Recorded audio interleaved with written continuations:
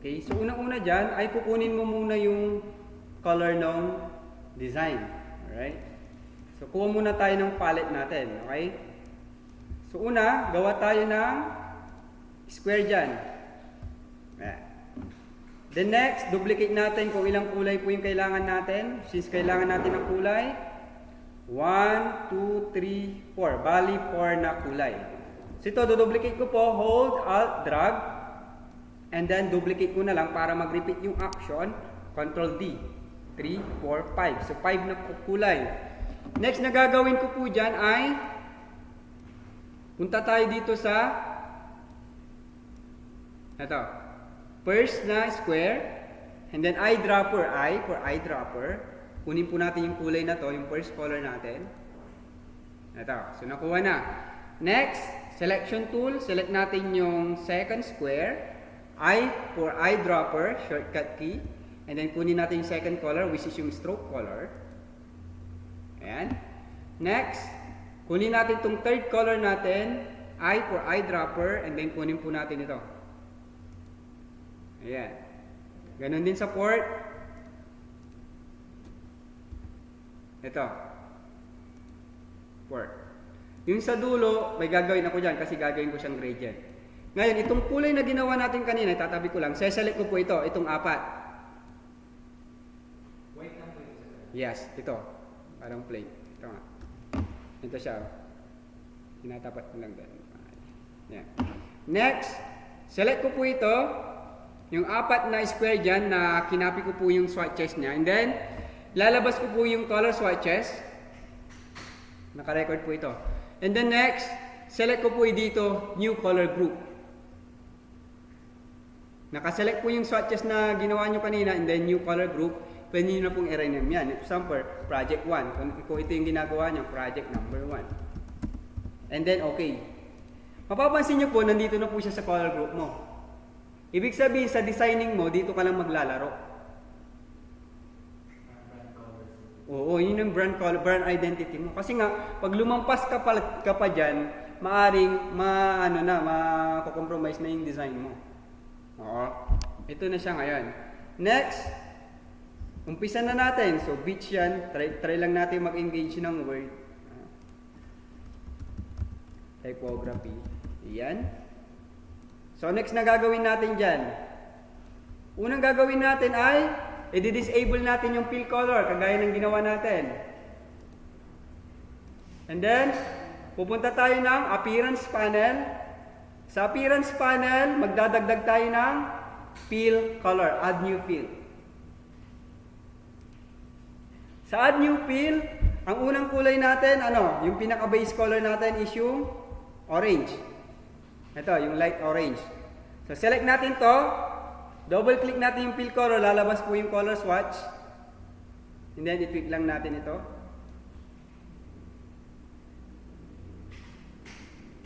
Ito na siya, yung first color natin. Hindi pa nakaselect. Select natin yung object. And then, disable yung fill color. New fill. Add new fill. And then, select natin yung first color natin. Diba? Meron na tayong base color. Next, pagkatapos ng meron ng base color, yung fill color na na-add natin sa appearance, i-duplicate natin. So, highlights natin yon sa may fill color and then drag natin sa may tabi ng basurahan. Madoduplicate lang siya. Okay? Nandito na ngayon yung copy mo, nasa ilalim. Yung nasa ilalim ngayon, papalitan natin yan ng kulay, which is ito na, yung second color natin, yung parang stroke. Next na gagawin natin dyan, palitan natin ng color yan. Second color natin yung white. Okay, so white na siya. So hindi siya nakikita kasi nasa ilalim siya ng unang kulay. Anong gagawin natin? I-offset natin. Okay, so pupunta tayo pag mag-offset tayo, pupunta tayo ng effects, add new effect. Sa add new effect, anong hahanapin natin? Hanapin natin si path and then si offset. Path. And then ipi-preview po natin. Check natin kung ilan na po yung maganda po na size niya. So since hindi natin makikita kasi background niya is puti, ilagay natin siya dito. Yan. Next, balik ulit tayo doon sa offset offset path.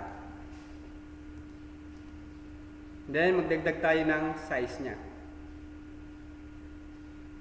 Para sa akin, mga 0.75. Depende sa laki ng ano niya. So, okay na.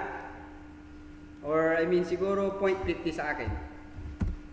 Okay. Okay na? Nagawa na to? Yung second color natin?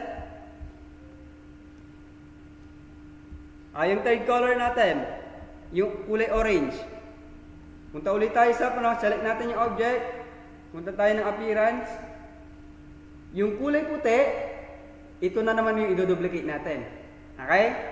Drag natin sa tabi ng basurahan. Punta tayo ng ilalim.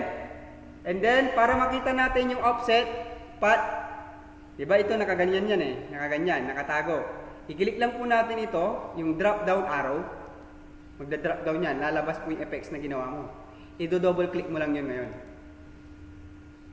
And then, magdadagdag ulit tayo, preview, magdadagdag tayo ng size ng offset. Pero before tayo magdagdag, palitan muna pala natin ng kulay. Palitan natin ng kulay. Third color natin is yung orange. Tama? Orange, ito. I mean, hindi, pinagpalitan ko pala. Ito na lang. Light orange. And then, tsaka tayo mag-offset pa. Preview, tsaka tayo mag-offset. Dagdagan natin.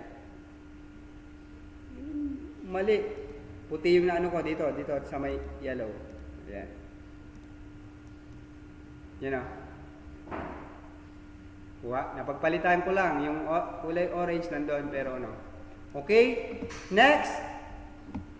Yung kulay yellow na to, doduplicate kulay, yung pinaka-last. Highlights, and then drag ko po doon sa may tabi ng basurahan. And then sa pinakadulo, magdadagdag ako ng effects. Add new effect, and then distort, transform. Preview. Nalagay ko dyan 0.1 mm. 0.1 sa horizontal, sa vertical, 0.1 ulit. And then copies, dagdag tayo ng copies. Yun na siya. Sir, sa last layer yan yung Apo. orange. Last layer na po. Opo, yung pinaka-last. Pwede kong palitan ng kulay yan kung gusto pang palitan ng kulay. Just in case lang. Ayun o. Ito na siya ngayon. Sige po, try nyo pong gawin.